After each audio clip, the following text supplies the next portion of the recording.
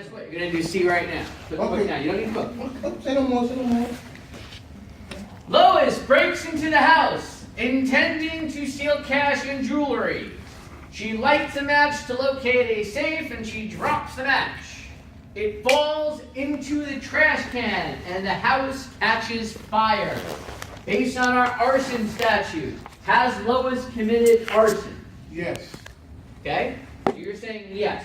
Why? Because her intent was to steal cash and jewelry. Is that part of arson? Look at our elements for arson. Oh, no. We're not talking about robbery. Hold on. We're talking about arson. All right, okay. So she lights a match, and it drops in a garbage can. It falls in the garbage can, and the house catches on fire. Okay, so we have set fire. So we have our second element. What else do we have? The property was damaged without consent. Okay. Property. She tried to steal cash and jewelry. Is that part of arson? No, she lights a match to locate a safe. Okay, well, That's- but lighting a match is an arson. Right? It falls in the Causing a fire. That's arson. That's a second element. A house. House is property. Third element. Since she's breaking in, we have element number 4. It's another. Right? Without consent. Why do we presume without consent? Because nobody knew she was going to break in the house. Generally, you don't consent to someone breaking into your home to steal things. Right? We can presume that. That's going to be an issue, but we can presume that. So we have 4 out of 5 elements. Do we have arson? No. But she didn't know that. Maybe. Well, Right? Do we have knowing? She didn't know that the house was going to catch on fire after it falls. It's not that she didn't know the house would catch on fire after the match fell.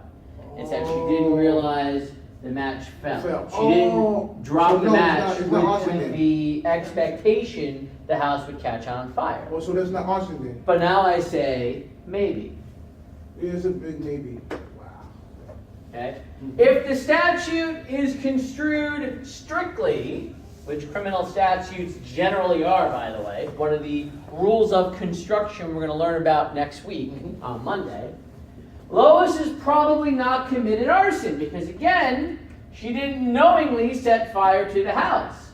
She accidentally set fire to the house. Oh, okay. All right? yes. But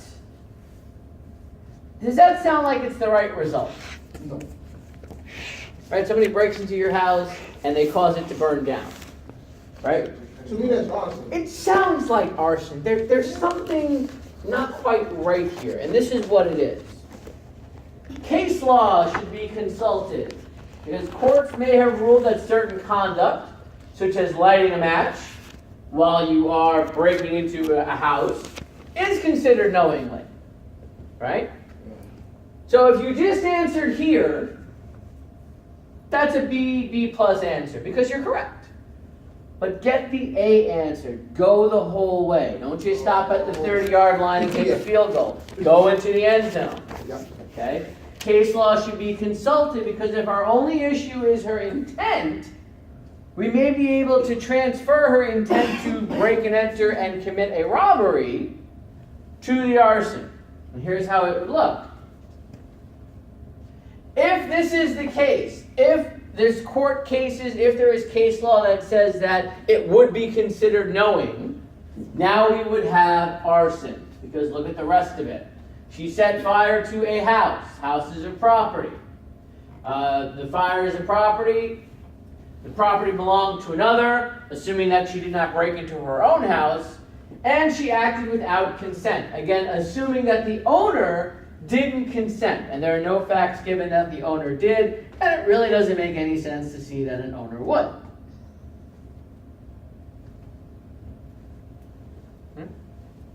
Does everybody see the difference between a B answer and an A answer? Yes. A B answer is correct. An A answer is a full answer. So the B answer is like partial. Yeah, it's to be answered. It's correct. It's not wrong. But you're missing a piece. Okay? Questions? This one was probably the trickiest of the three, by the way. It was, because I put yes, it was known as arson, because after the house got set on fire. Right? But again, the breaking and entering, the stealing, that has nothing to do with arson. Yeah, you're right, yes. Nothing to do with arson. Only if You can make an argument that that's why it's knowing, but that's an argument, and you gotta consult case law.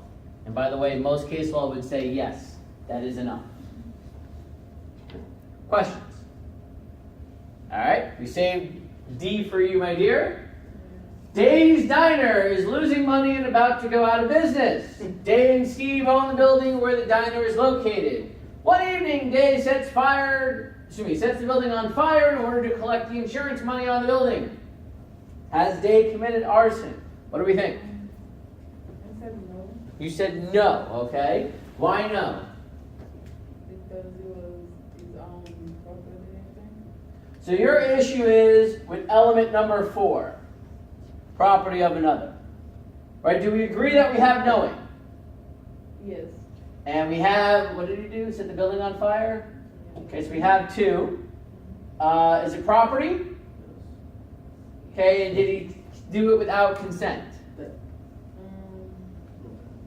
We're not sure here. So when I was reading this, it was kind of tricky for me because there's 2 owners to the building, not one. Yeah. So I'm assuming that the other owner did not know that he was gonna burn down the place. pick for up the insurance. insurance policy, yeah. And that's what the issue in this case is. Excellent issue, Spotty. That's what the issue is. And the answer is, yeah, he committed arson. All the elements are met. Wow. Yeah. Now let's go through them. Dave has committed arson because they're all met. We have our first element. He acted knowingly. He didn't accidentally set fire. That's easy. We have our second element. He set the building on fire. Easy. We have our property element. Diner is property. We're good to go. Now here's where the issue is. Is it the property of another? And yes, it is. They both own it, right? Because there are 2 owners here. The property did not entirely belong to Day. I guess it's a she. She owned the building with Steve. Steve owned an interest in the building. When Day was lighting the building on fire, it was his interest, as well as hers, that she was injuring. So therefore, she set fire to property of another. Steve's interest in the building. And that's why we have the answer here of yes. If it would have been her building entirely, then the answer is no, it's not arson. But because it is co-owned, the interest that she is burning along with her own is Steve's, and that is the property of another, even though it is shared. Okay? But that's a good issue. Even if you didn't get this, as long as you wrote more facts need to be given, or more case law or research needs to be done to determine if jointly owned property is considered property of another. Because that's the issue here in this case. Okay? Generally speaking, this is what the answer is going to be. But as long as you recognize that, hey, this is the issue here, that's a very good thing. And lastly, without consent, again, we presume he acted without consent, assuming that Steve did not consent. There's no facts given there. We just presume that, just as we have done in the other 2 hypotheticals. Okay? And that's the full answer, which again is why I always recommend charting rather than narrative. Either way is fine. The only time that you must do one over the other is in this class when the assignment asks for it. Some assignments may ask you to chart, some assignments may ask you to write. If they're asking you to write a brief or to write a memo or something like that, you're not charting, it's narrative. Okay? And again, what I would recommend is chart it anyway for your own sake, and then when you're writing it, write it as a narrative. Write it in prose. Again, this is one of the things that I do as a professional. I have a negligence case, I have a criminal, whatever the case is, what are the elements that have to be proven or disproven? I chart them out. What facts prove or disprove an element? And then you can write your narrative a lot better because you can focus on what the issues in the case are. Like for this case, for example, this should be in 2 sentences. Because this isn't really the focus. This is the focus. That whole strip that's in number 4 is the whole focus, right? Yeah, that's the focus of this particular hypothetical, whether or not it's joint property. Okay. Questions? Like I said, this will be available on the Blackboard site shortly after class, so again, you didn't need to furiously copy it down. Any questions with assignment number 8? Okay. If I recall correctly, Assignment is the same thing. Assignment it should be 9. the same thing with different facts. Yeah, different facts, yeah. That's on the 9. Assignment Let 9, me just yeah. double check. Yes, you said to use the New York statute. Yes. I believe it's the same facts though. Yeah. So what you're going to be doing is the exact same facts, A, B, C, and D. What you're going to be using is arson in the 3rd degree. Okay? Now, when I say arson in the 3rd degree, I mean for question A. Because if you recall, question A asks you to break down the elements. So I am telling you, for question A, use arson in the 3rd degree. I think it's Penal Law 140-15, 140-10, I forget. I think it's 140-15. Is it 140-15? I feel like you should be slightly impressed that I got that. I think it's 150. The 3rd degree is 150. 150-15? 150-10. 150-10. Oh, that's close. I think I gave you the burglary That's statute. the 2nd degree, 150-15. 150-15. So what I want you to use to break down arson for question A is arson in the 3rd degree. That's for all of them? No. Okay. For B, C, and D, I leave it to you to tell me which arson is appropriate. Arson in the 1st, and the 2nd, and the 3rd, and the 4th, and the 5th, or arson is inappropriate. Okay? So again, you may find that B is arson 4, C is arson 4, D is arson 2. Okay? I want you to take a look at all the statutes. Now remember, if you're using whatever statute you're using, okay, make sure you break it down just as we did, into how many elements there are and match the facts with the elements. Okay, you'll see arsons are very similar. Arson 3 and arson 2, arson 4 and arson 3 are very similar. The difference is the mens rea. One is reckless, one is intentional. Okay, you'll see that arson 1 and arson 2 are very similar. They have different aggravating circumstances. Somebody's injured or somebody's not injured, or there's a pecuniary motive. Okay, so again, I want to see that you're able to understand, to look up the statute, break it down, and then apply it to these facts. Okay? If you think arson 3 is the right answer for all 3 of them, that's fine. You're going to be wrong, but that's fine. Okay? So I want you to take a look at the arson statutes and use whichever arson statute you believe best fits the fact pattern.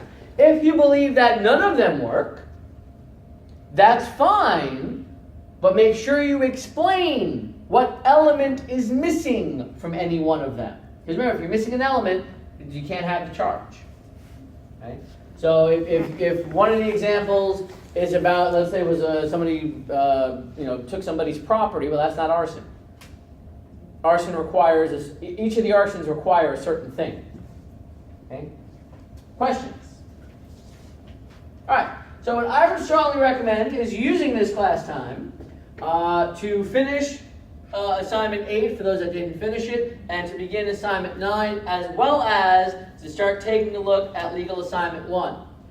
While you're looking at the arson statutes, go over a few for the robbery statutes. Okay, you're going to see there in the next section. Okay. Questions? This is due Friday. The Chapter 3 posting to Blackboard is due Friday, yes. The legal assignment is due in 2 weeks. 2 weeks, 3 weeks. 2 weeks. Okay. Questions? Okay, you are dismissed. Have a very good weekend. Rest of the week, we will see you on Monday.